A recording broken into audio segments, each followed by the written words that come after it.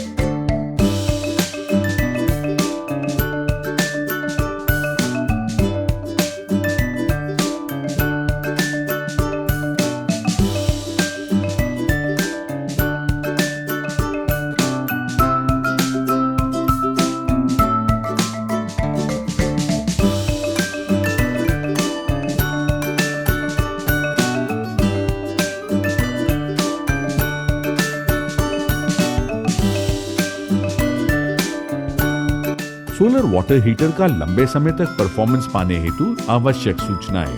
ठंडे पानी की टंकी हमेशा पानी से भरी होनी चाहिए। इवैक्यूएटेड ट्यूब्स यह हमेशा स्वच्छ अवस्था में होनी जरूरी है। प्लम्बिंग हमेशा सिस्टम पर दी गई गाइडलाइंस के अनुसार अनिवार्य है। अगर सोलर सिस्टम का लंबे समय तक कोई उपयोग न हो रहा हो तो इसे अच्छी तरह से ढक कर रखें। अधिक जानकारी के लिए कंपनी के ग्राहक सेवा क्रमांक पर संपर्क कीजिए 9225309153।